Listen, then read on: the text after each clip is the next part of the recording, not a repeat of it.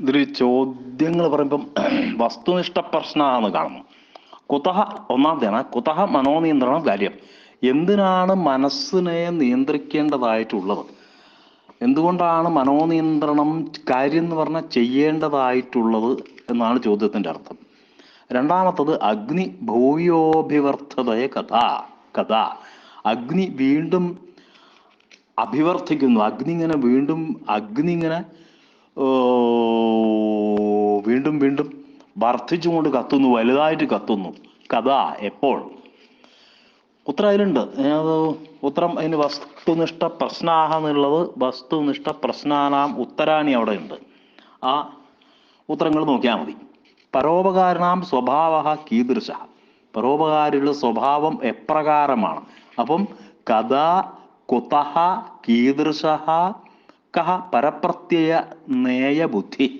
പരപ്രത്യയ നേയ ബുദ്ധിയായിട്ടുള്ളത് ആരാണ്? പരപ്രത്യയം എന്ന് പറഞ്ഞാൽ വിശ്വാസം.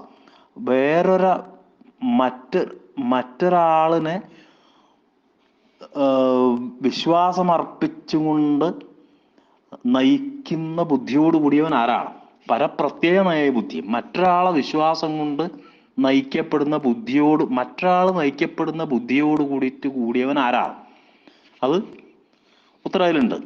ശിക്ഷകാണാം ധുരി കീർത്തനീയ. പഠിപ്പിക്കുന്നവരുടെ മാഷന്മാരുടെ അഗ്രത്തില്, ഗുരുക്കന്മാരുടെ ധുരി എന്ന് പറഞ്ഞാൽ അഗ്രത്തില് കീർത്തനീയനായിട്ട് കീർത്തിക്കപ്പെടുന്നവൻ, പേരെടുത്തു പറയേണ്ടവനായിട്ടുള്ള ആള് ആരാണ്? സർവസ്തത്ര ആഫലാ ക്രിയാഹ. അവിടെ എല്ലാ ക്രിയകളും അഫലങ്ങളായി തീരുന്നു, ഫലത്തോടു കൂടിയവ അല്ലാതെയായിത്തീരുന്നു. കുത്ര എവിടെയാണ്? തത്ര എന്നുണ്ടല്ലോ, തത്ര എന്ന് പറഞ്ഞാൽ അവിടെ, കുത്ര എന്ന് പറഞ്ഞാൽ എവിടെ. അപ്പം അസ്തേയം ഇത്യസ്യ കോർത്ഥ.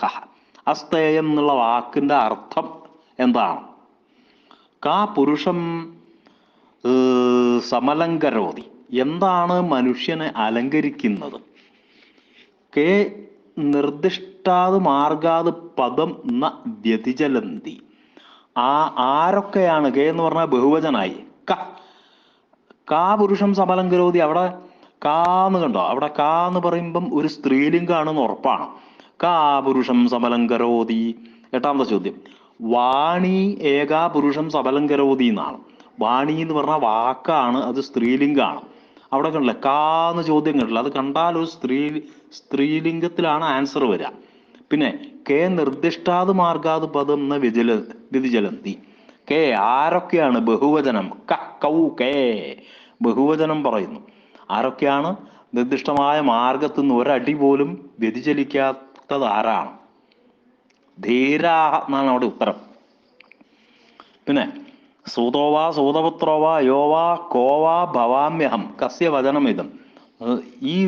ഈ വാക്ക് സൂതനോ സൂതപുത്രനോ ആയിക്കൊള്ളട്ടെ, ആര് വേണമെങ്കിലും ആയിക്കൊള്ളട്ടെ, ഇത് ആരുടെ വാക്കാണ്?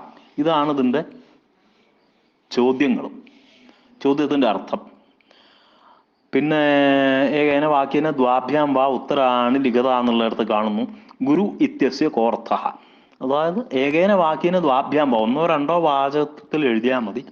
ഗുരു ഇത്യസ്യ കോർത്ഥ എന്നുള്ളത് പേജ് 3 നോക്കിക്കഴിഞ്ഞാൽ അതിന്റെ അന്വയം എഴുതിയാൽ അതിന്റെ ഉത്തരായി. ധീരാഹ കീദൃശാഹ ഭവന്തി. ധീരന്മാർ എപ്രകാരമുള്ള ആളുകളായിരിക്കും? അപ്പോൾ പറഞ്ഞില്ല, അത് ഒരേ ആൻസറാണ്. മറ്റേ ഇതിനുള്ളത് കെ നിർദ്ദിഷ്ടാത് മാർഗാത് പദം എന്ന വ്യതിചലന്തി എന്ന് കണ്ടില്ല, 9ാമത്തെ ചോദ്യം. അതും ഈ മറ്റേ അടിയത്തെ 2ാമത്തെ ചോദ്യം ഒരേപോലെയാണ്. അത് പേജ് 8 നോക്കിയാൽ മതി. കെ മനുഷ്യരൂപേണ വർത്തമാനാഹ മൃഗാഹ.